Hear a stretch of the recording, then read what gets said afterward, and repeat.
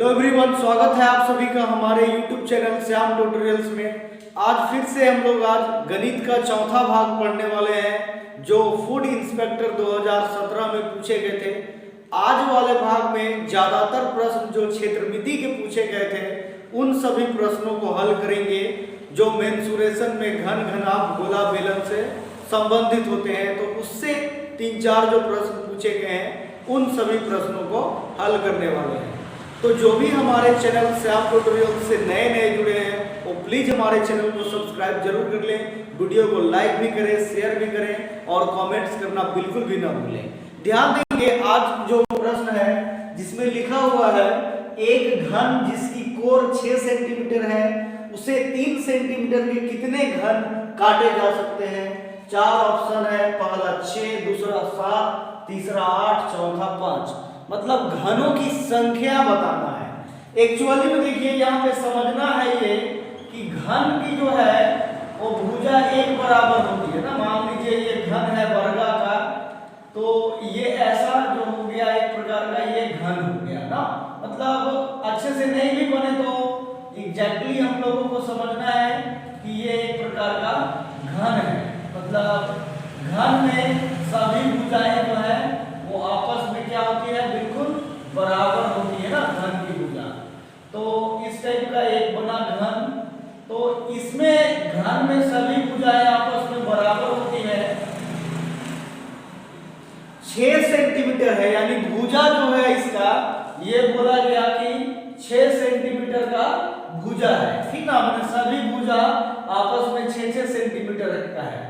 तो उतना तो नहीं बनाना है लेकिन समझ लेना है। अब इसी में 3 सेंटीमीटर के भुजा का घन बनाया जा रहा है ना, और उसको 3-3 सेंटीमीटर का घन को काटना है तो टोटल कितना बनेगा ना।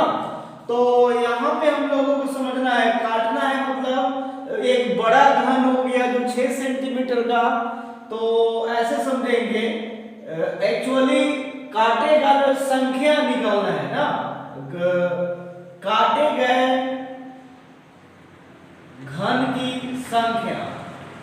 तो घन की संख्या में ध्यान देंगे, शुरू में बड़ा वाला 6 सेंटीमीटर, तो 6 सेंटीमीटर वाले घन का आयतन। ध्यान देंगे ये लिखने का एक कॉन्सेप्ट है, बटा 3 सेंटीमीटर वाले घन का आयतन। तो यहां ध्यान देंगे घन में ये 6 सेंटीमीटर भुजा है और ये 3 सेंटीमीटर भुजा, तो घन का आयतन a क्यूब हुआ, ये भी a क्यूब। मतलब दोनों ऐसे लिखने से कंफ्यूजन आ जाएगा, तो a बड़ा a और छोटा a लिखे हैं। a मतलब 6 सेंटीमीटर की भुजा यानी 6 का क्यूब यानी 6 गुने 6, और ये a क्यूब यानी 3। a मतलब 3 सेंटीमीटर वाला नीचे भुजा है, तो 3 गुने 3 माने ये 6-6 सेंटीमीटर का है।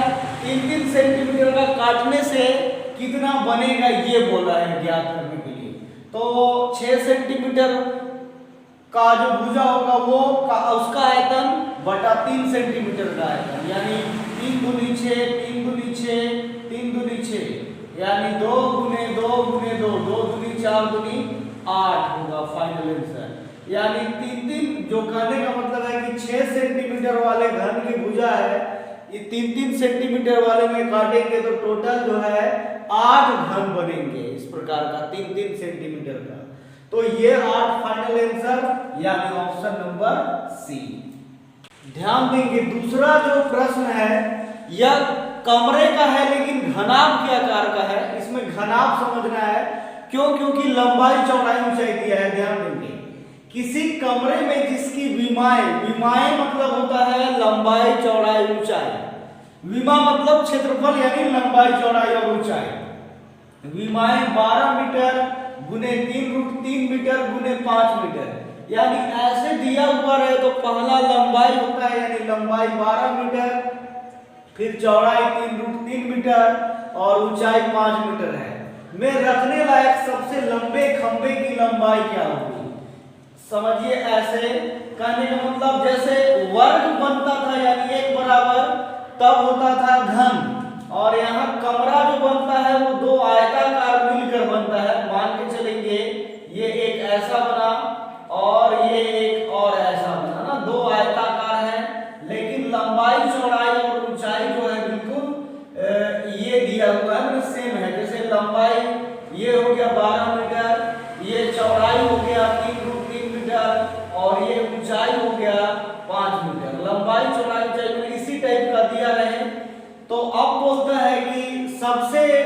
लंबे खंभे, मतलब कोई कमरा इस प्रकार का है तो सबसे लंबा खंभा कितना मीटर का रखा जाएगा। तो यानी देखिए जब भी तिरछा रखा जाएगा इसी को बोला जाता है सबसे लंबे खंभे रखने की, मतलब सबसे लंबा कहाँ रखा जाएगा, यानी तिरछा रखा जाता है उसी को बोला जाता है ना। तो वैसे परिस्थिति के लिए हम लोग निकालते हैं डायगोनल निकालते हैं, यानी इसको क्या बोला जाता है, ध्यान दीजिएगा। ये घनाभ का विकर्ण बोलेंगे, यानी विकर्ण का फॉर्मूला होता है under root L square plus B square plus H square. यानी ध्यान देंगे इसमें लंबाई एल 12 मीटर हुआ, यानी लंबाई लेंथ जिसको बोलते हैं, बी यानी ब्रेथ चौड़ाई 3√3 मीटर हुआ और एच 5 मीटर।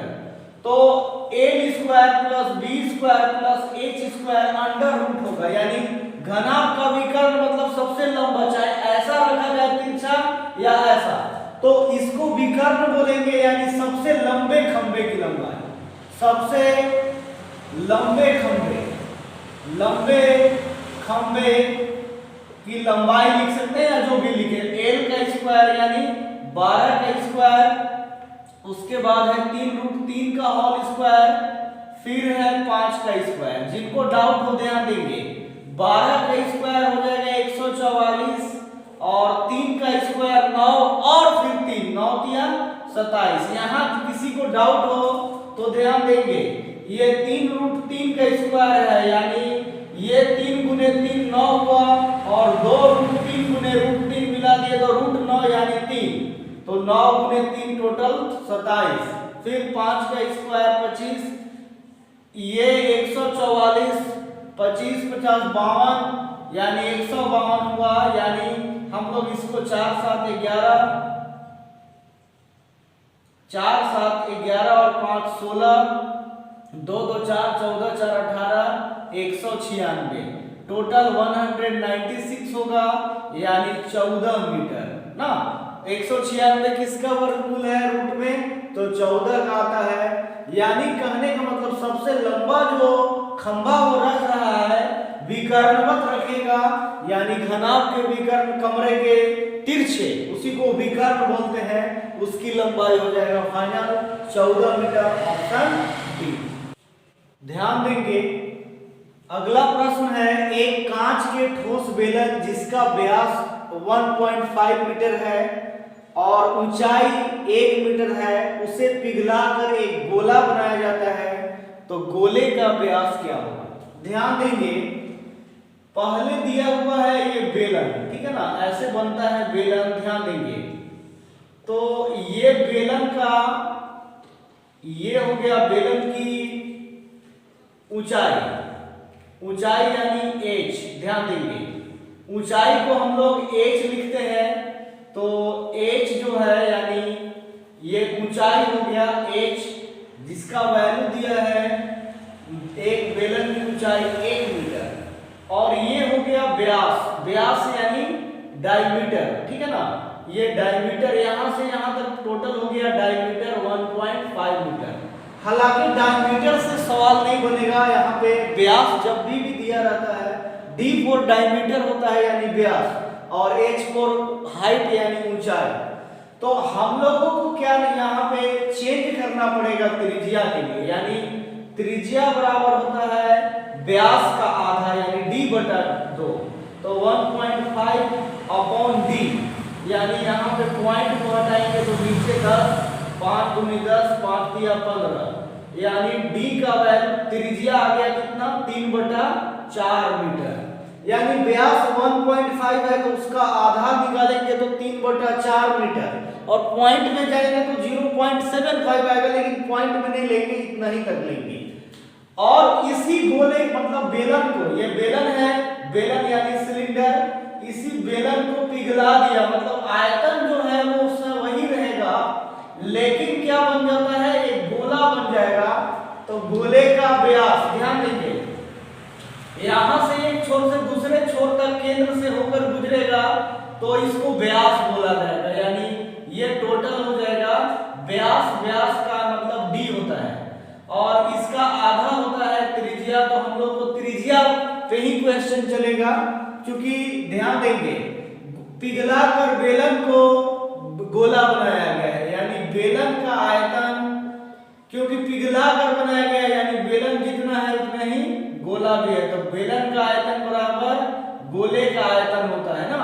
तो बेलन का आयतन के लिए formula pi r square h, गोले का आयतन का 4/3 पाई आर क्यूब। ध्यान देंगे पाई पाई मतलब होता है 22/7, लेकिन दोनों कट जाएगा। अब आर कटेगा नहीं, आर में जो बेलन का त्रिज्या होगा उसको लिखना होगा, तो यहाँ आर 3/4 है, तो 3/4 गुने 3/4 स्क्वायर है, इसलिए एच का वैल्यू यानी बेलन का 1 मीटर है तो यहाँ 1 लिख दिए।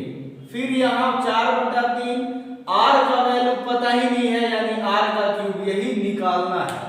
तो ध्यान देंगे ये अब कटेगा है नहीं आपस में, तो 3 गुने 3 9 हो गया और 4 गुने 4 16 बराबर 4/3 आर क्यूब। अब ध्यान देंगे ये नंबर है आपस में मल्टीप्लाई हो जाएगा, तो 9 और 3 हो जाएगा 27 और 16 और 4 हो जाएगा 64 आर क्यूब।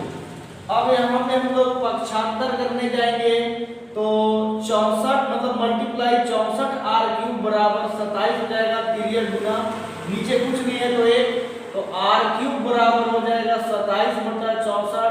अब देखिए आप देखिए ये क्यूब के रूप में है यानी यहाँ इधर 3 हो जाएगा 27/64, तो ये जो वैल्यू है 27/64, ये 27 किसके क्यूब में आता है, तो 3 का क्यूब और ये 64 4 का, यानी आर का वैल्यू यहाँ भी कितना आएगा 3/4 ही आएगा, यानी आर का वैल्यू 3/4। लेकिन हम लोगों को यहाँ बोला है कि गोले का व्यास निकालना है, व्यास यानी डी, तो व्यास बराबर होता है 2 गुने त्रिज्या, तो 2 गुने त्रिज्या यानी 4, ये 3/4 हो गया, 2 दूनी 4 यानी फाइनल 3/2 आया, 2 एकम 2, 2 पचे 10 यानी 1.5 मीटर होगा ऑप्शन नंबर बी।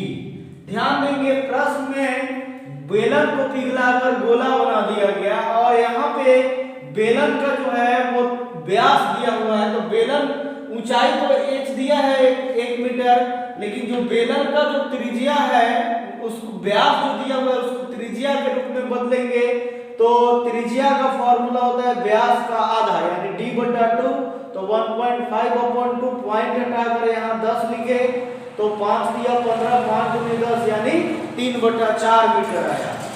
अब ये बेलन का आयतन बराबर हो जाएगा गोले का आयतन, तो पाई आर स्क्वायर एच बेलन का आयतन का फॉर्मूला, गोले का आयतन 4/3 pi r cube, pi pi cut गया, आर का वैल्यू 3/4 और एच का वैल्यू 1, इधर 4/3, ये आर क्यूब आर का वैल्यू ही निकालना है गोले का, 3 दिया 9 और 4 चौका 16, फिर इधर 4/3 तिर्यक गुना करेंगे, तो 9 दिया 27, 16 चौका 64 आर क्यूब बराबर 27, तो आर का वैल्यू निकालना है, तो ये 64 बटा में आ जाएगा, यानी ये किसके घन में आता है 3 का 27 और 4 का 64, यानी ये आर का वैल्यू हुआ 3/4 मीटर। लेकिन हमें यहाँ व्यास बोला है प्रश्न में कि गोले का व्यास ज्ञात करें, तो व्यास बराबर होता है 2 गुने त्रिज्या यानी 2 गुने 3/4, तो 2 दूनी 4 कट गया यानी 3/2 1.5 मीटर फाइनल आंसर होगा,